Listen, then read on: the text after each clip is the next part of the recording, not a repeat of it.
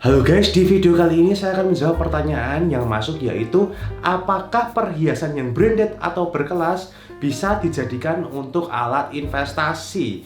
Jadi sebelum membeli perhiasan yang branded atau berkelas ini, kalian harus tahu apa sih pertimbangannya, bagaimana penjelasannya. Tonton sampai selesai.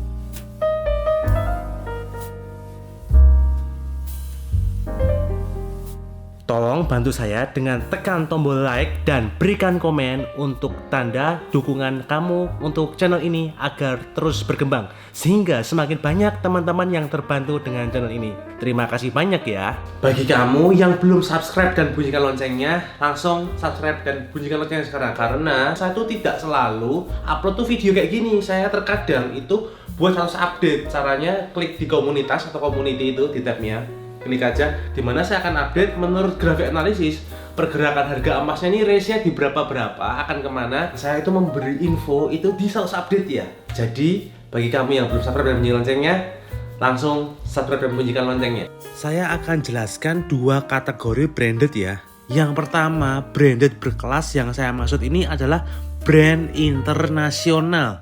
Sedangkan yang kedua yang akan saya bahas nanti adalah yang memakai artis nasional atau selebriti nasional. Jadi saya akan ulas terlebih dahulu yang pertama, yaitu yang internasional. Sebelumnya saya jelaskan dulu yang saya maksud dari yang branded atau berkelas itu adalah sebuah perhiasan yang harga jualnya itu jauh meninggalkan atau jauh lebih mahal dari real value emasnya. Misalkan harga emasnya per gram itu katakanlah ya 850.000 per gram. Nah, tapi jauh meninggalkan ini maksudnya ya jauh di atas 850.000, bahkan bisa berkali-kali lipat di atasnya. Itulah yang saya maksud, harga jualnya itu jauh meninggalkan, jadi jauh lebih mahal daripada real value emas itu sendiri guys. Atau dengan kata lain, dengan berat dan kadar perhiasan yang sama antara merek yang normal dengan yang merek yang branded berkelas, itu harganya sangat tinggi yang branded atau berkelas. Padahal kadarnya sama, beratnya sama. Jadi seperti itu yang saya maksud guys. Lalu ada yang bertanya, bro, kok bisa harganya tinggi kayak gitu ya? Jadi kayak jauh melebihi harga yang real value-nya. Jawabannya karena yang merek berkelas tadi itu yang kita beli adalah nilai seninya, karya seninya yang memang modelnya itu sangat bagus gitu ya.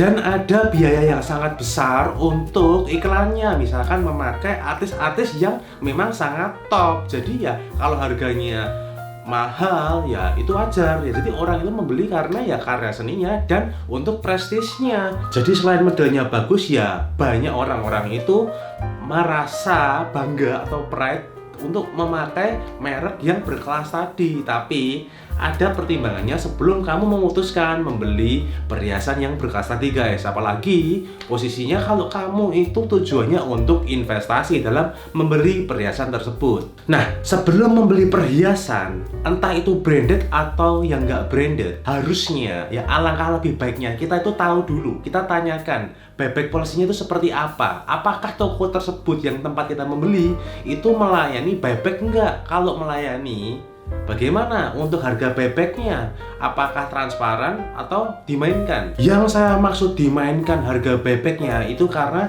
banyak saya temui toko-toko emas ini, dia tuh bilang ke customernya, bilang, oh ini harga buyback saya itu bagus, potongannya tuh cuma rendah kecil, tapi sebenarnya itu cuma seolah-olah aja, cuma iklan atau iming-imingnya. Padahal di belakangnya nanti itu akan dihit atau bahasa Jawanya dikentel tinggi guys buybacknya. Jadi ya kamu harus berhati-hati dalam memilih toko yang terpercaya guys kalau untuk investasi atau membeli perhiasan emas. Berikutnya, untuk perhiasan yang branded itu biasanya toko-tokonya itu tidak melayani buyback. Ibaratnya kalau kita nanti bosen atau misalkan kita mau jual gitu loh ya, tokonya tadi tempat kita belinya perhiasan branded itu tidak menerima kalau kita mau jual. Jadi artinya apa? Kalau kita nanti mau jual, kita harus cari toko lain atau pembeli lain guys. Branded internasional ini misalkan yang jenis kandungannya emas itu tidak mengenal harga per gram.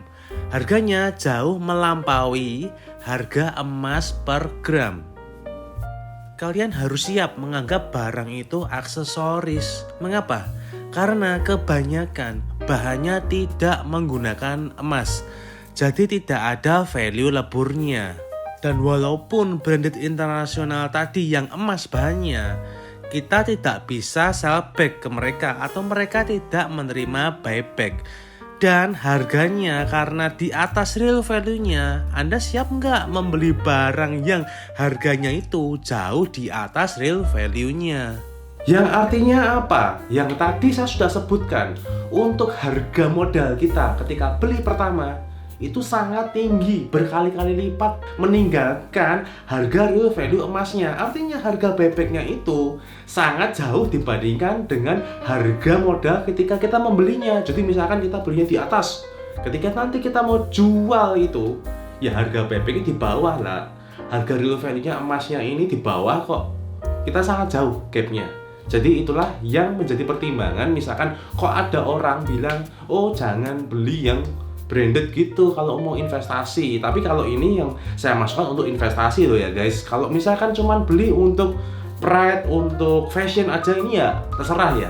Jadi ini dari sisi investasinya guys. Jadi sering terjadi kesalahan, mau investasi pengen untung gitu, belinya yang perhiasan branded. Ya kapan bisa untungnya? Mungkin pas cucunya mungkin ya baru bisa untung ya. Karena apa ya?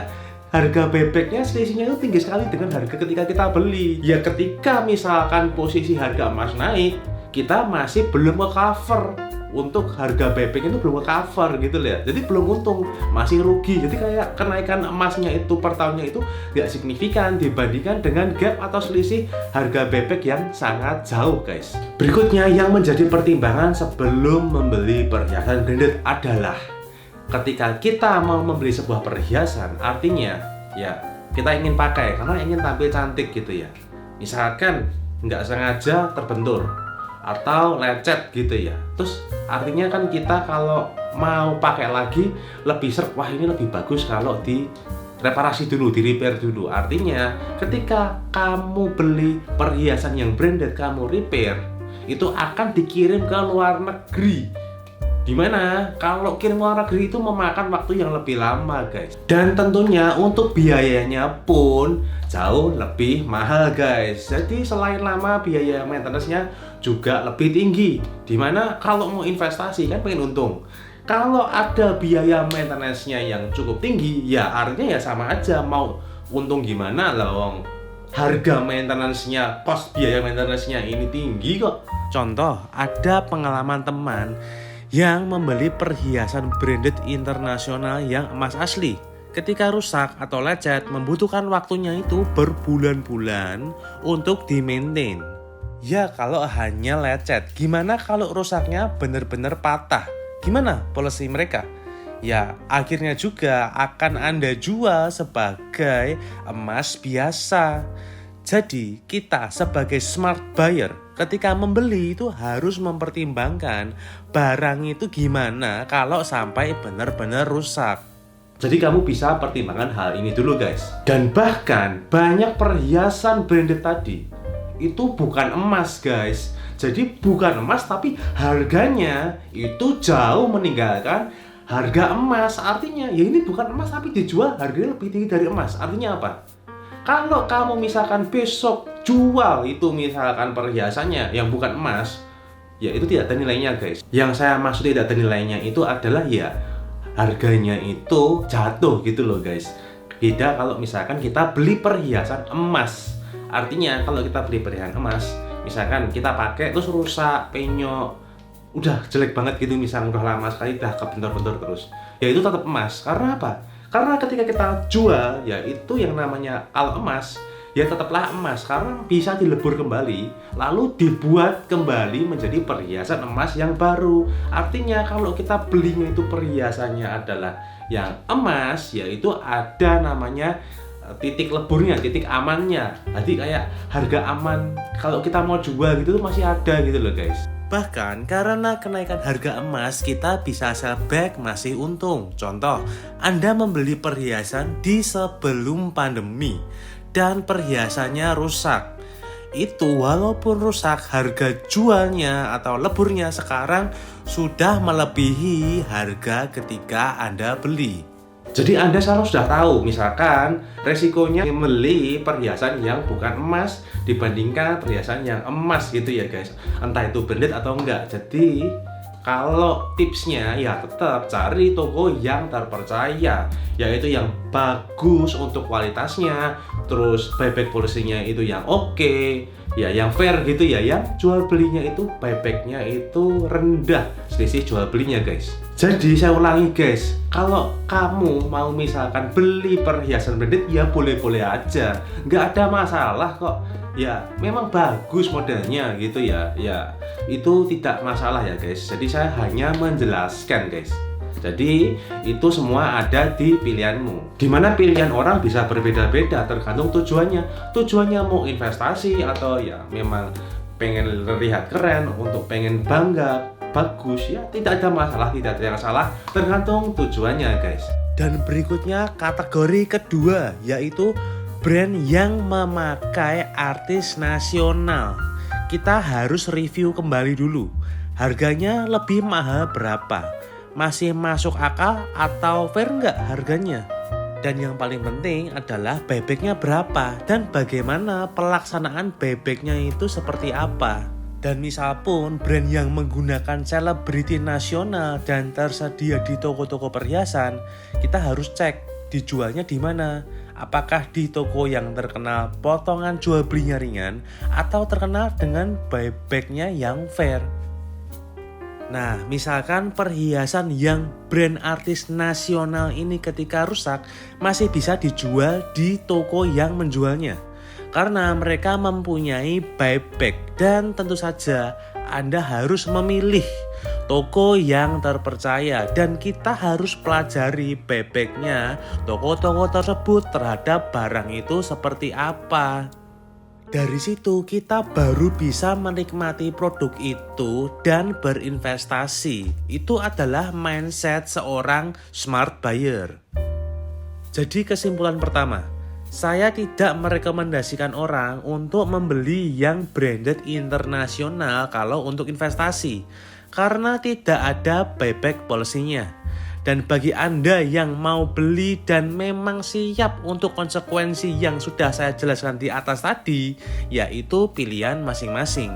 Kesimpulan kedua, untuk perhiasan brand artis nasional yang saat ini baru ngetren, kita harus jadi smart buyer. Kita cek toko tempat kita mau beli gimana policy buybacknya terhadap barang tersebut. Apakah buybacknya masih masuk akal? Misal selisihnya sedikit dengan barang biasa, ya masih oke. Tapi kalau sudah terlalu jauh selisihnya, ya kurang pas untuk investasi.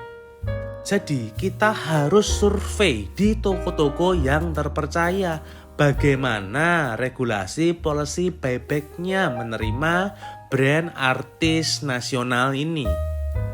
Kalau potongan atau harganya berbeda sedikit, hal itu karena desain selebriti. Dan misal kita suka modelnya, kita masih bisa menjualnya, yaitu masih bisa dianggap sebagai investasi. Kesimpulan ketiga, brand nasional dengan selebriti atau artis nasional masih lebih menguntungkan dibandingkan brand internasional. Tetapi harus direview lagi harga beli dan buyback di tiap toko dan produknya. Kedepannya saya akan coba review, jadi supaya tidak ketinggalan, jangan lupa untuk subscribe dan bunyikan loncengnya. Oke, sekian video dari saya. Kalau ada pertanyaan langsung tulis di kolom komentar, nanti akan saya jawab di video berikutnya. Thank you for watching and see you in the next video.